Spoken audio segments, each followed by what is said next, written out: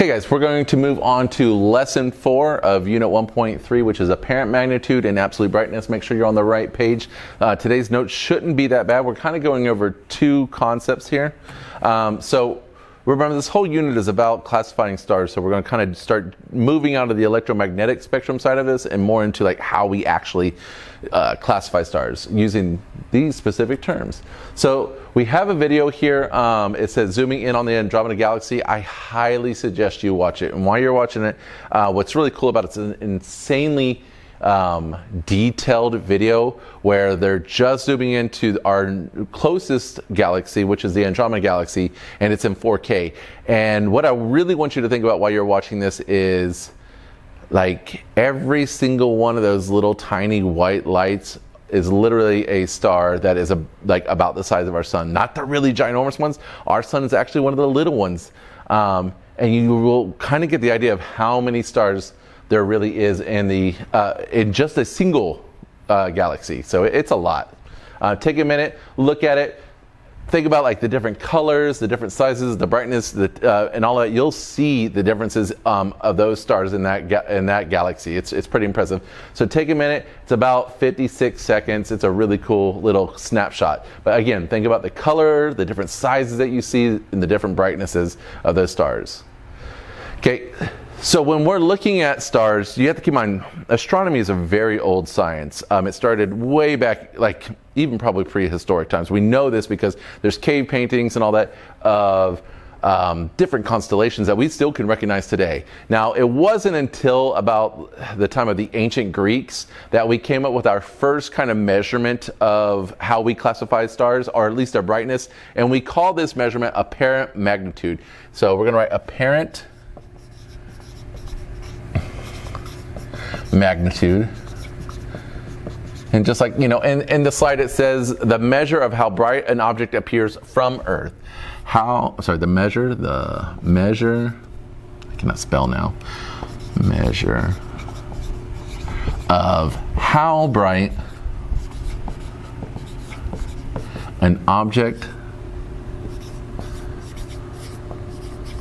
appears from Earth. Now this, I apologize for that little break.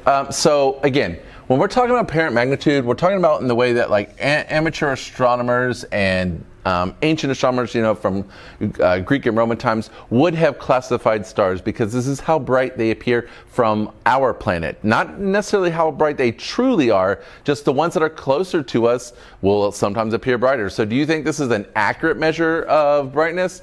No. Okay, it's actually one of the least accurate measures because it's just from our planet's point of view. Okay, so basically what we have here is there's like a timeline here. Okay, so in ancient Greek times, they decided that they originally, do not write this in your notes, I'm going to kind of explain this. Originally, the scale was from 1 to 6, with 1 being the brightest and 6 being the dimmest. Okay, in ancient times, this is before the invention of the telescopes. They're literally just looking up in the sky, and if it was one that was really bright, they gave it a 1. If it was very dim, they gave it a 6. Seems kind of, it makes sense, okay? In the 1500s, we have the invention of the telescope. Now, with the invention of the telescope, we realized, whoa, wait a minute, there's a lot more objects that we can't see with our eyeballs. And so they end up keeping the same scale, but they extended it to 20, with 1 still being the brightest and 20 now being the dimmest objects that we can see with the telescope. So we got rid of that. We just kind of incorporated the ancient model and now our new, like, with telescope model. And in the latter end of the 19th century, we're like, okay, well, wait a minute. If we're going to sit here and say all objects in the sky, we're going to order from dimmest to brightest, or brightest from dimmest, then let's make sure we include every object in the sky. Because remember, this only originally included just the stars. What about like the moon and the sun and the other planets? So what they did is they got rid of 1 being the brightest, and they moved it all the way back to -27 being the brightest. And with the invention of many other telescopes, the dimmest objects that we could see also extended to +27. So in the in the arrow right here, what says dimmest to brightest, the dimmest is going to be a +27. And the brightest is going to be a negative 27. The hardest part that most kids miss on this is they think that, oh my gosh, it's a negative number, this must be dim. No, the brightest is a negative number on this scale, and the dimmest, which means just like the hardest to see, is the positive number, okay?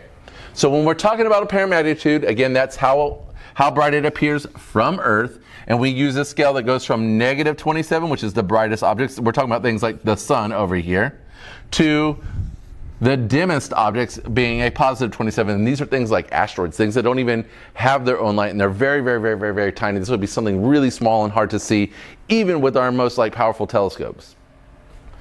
Again, is this very useful and is it very accurate? No, it is not. But I will say this, and you do have this down here, it says, though not truly accurate, apparent magnitude can be a rough estimate for the distance. Rough estimates for the distance an object is from Earth. Okay? So, I mean, think about it. The objects that appear the brightest to us are probably closer to us, and the ones that are dimmest are probably farther and farther away from us. Okay? So typically those objects that are down here in this negative column are really, really close, like things like the moon and other planets. And I mean, obviously negative 27, the sun is not the closest, but compared to the other stars and objects, most of them are very far away. Those are near that positive 27. Okay? Let's go ahead and turn the page. So that it was apparent magnitude. Again, on this, the other side where it says apparent magnitude, it shows you the sun down here close to that negative 25, and then you have asteroids and brightest quasars and all that stuff all the way in that positive direction. Again, this deals a lot with what we call proximity to Earth. The closer you are, the brighter you are. The farther you are, usually the dimmer you are. This is why we don't, in science, we don't use apparent magnitude a lot, because it all depends on how close that object is to the Earth. Now, what we do use is the next one, when you turn the page, where it says absolute brightness. Now, there's a lot of terms. This is one of the terms that I do not like, because this is the only class that I've ever seen this term used before. Well, if you take astronomy in high school or in college, you will use the term that's called luminosity, and you will see it referenced sometimes in tests, but in this class, for 8th grade purposes, because of the state of Florida, we're going to call it absolute brightness. And as you can see on the definitions, it's the true measure of the brightness of an object as if they were the same distance. Meaning, if I had an insanely huge star way over here and a little tiny little star right here, keep in mind, in apparent magnitude, if that little star is really close to me, it's going to look like it's brighter. And if that big star is far, far away from me, it's going to look like it's dimmer. But if I put them at the exact same distance, lined up, we would use what's known as absolute brightness. So the true measure of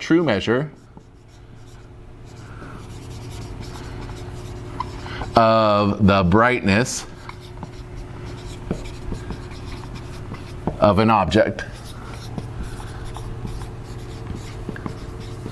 if they were the same distance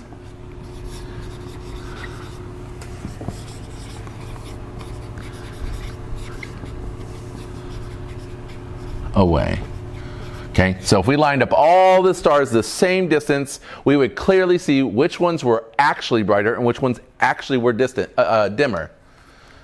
Okay, so you'll see on here, I have a diagram of one of the largest stars we know, which is VY Canis Majoris. And in that little tiny square, you can see how big our sun is compared to it. Okay. Now, when we're using apparent magnitude, obviously the sun's the brightest object that we can see, and Canis Majoris looks like a tiny little dot. But if they were of equal distance from us, Canis Majoris completely wins. So they are much, much brighter. And these are usually really big numbers. So when you're on this part where it says it is the most / least, you're going to circle that it is the most accurate, because we're able to line them all up correctly. Where it says brightest to dimmest, the cool thing about this is where it says dim, they literally start with like a 0. Okay. And then the bigger the number gets, the more brighter it is. Okay, and I'm telling you, some of these numbers are go up to millions.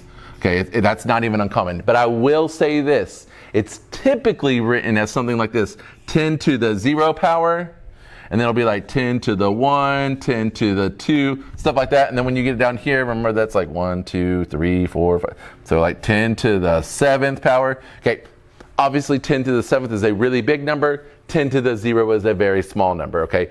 They're increasing inside. They usually use that kind of annotation there. The greater the number, the brighter the star is. It's pretty easy to understand with absolute brightness. Again, this is when we line up stars of equal distance away from us.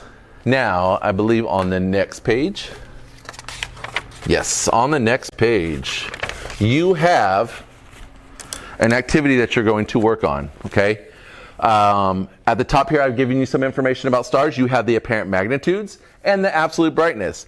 The first part right here wants you to put them in order from brightest to dimmest, as if they in terms of apparent magnitude. The second time you're going to do it, you're going to use absolute brightness, and then you're going to answer these questions that are underneath. Hopefully at the end the sub will go over the answers with you, or at least that way y'all can kind of check it as a class. But I'm telling you right now, you're going to see a table like this on the test where you have to look at apparent magnitude and absolute brightness and tell me some generalized information like you do down here. Take a minute, go ahead and spend the rest of the class, work on that, and I'll see y'all for the next lesson. Bye.